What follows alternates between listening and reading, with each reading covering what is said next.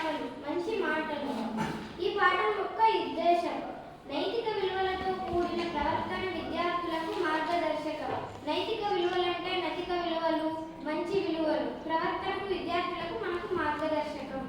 నేటి సమాజంలో బాధ్యత గల పౌరుల తీర్చిదిద్దబడాలనే సంకలనం ఉన్నతమైన భావాలతో ఆశయాలతో పాటు నీతిని, న్యాయాన్ని, ధర్మాన్ని సప్రవర్తనతో ఆచరించడం కూడా తప్పనిసరి అని తెలియజేయడమే ఈ పాఠం యొక్క ఉద్దేశం. హితోక్తుల రాసినటువంటి కవి పేరు రాళ్లపల్లి అనంత కృష్ణ శర్మ. ఈయన కాలం 23 జనవరి 1893, 11వ తేదీ మార్చి 1979 మరణించాడు. అనంతపురం జిల్లా కంబదూరు మండలంలోని రాళ్లపల్లి గ్రామంలో జన్మించారు. ఈయన తల్లిదండ్రులు అలివేలి మంగమ్మ, కృష్ణమాచార్యులకు జన్మించారు. రాళ్లపల్లి అనంత కృష్ణ శర్మ సంగీత సాహిత్యాలలో ప్రసిద్ధులు.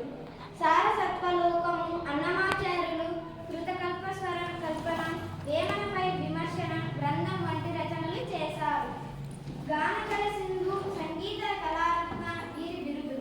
కేంద్ర సంగీత నాటక అకాడమీ 1970లో ఫెలోషిప్ ఇచ్చి గౌరవించింది. తెలుగు, కన్నడ, సంస్కృతం భాషల్లో వీరు పండితులు.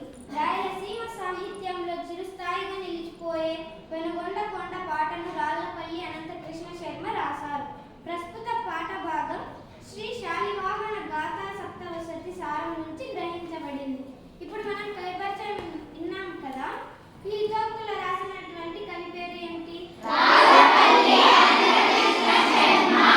ఈయన కాలం ఈయన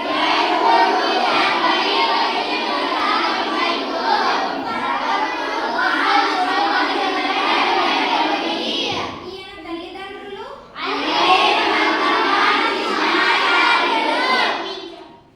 ఈ పాఠం యొక్క నేపథ్యం కవి వత్సలుడు అనే బిరుదు పొందిన శాలివాహన చక్రవర్తి హాలుడు.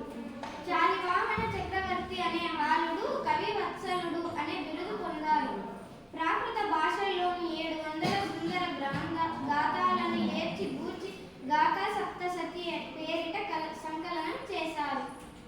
700 సుందర గంధాలను ఏర్చి గూర్చి గాథా సప్తసతి అని పేరు పెట్టారు.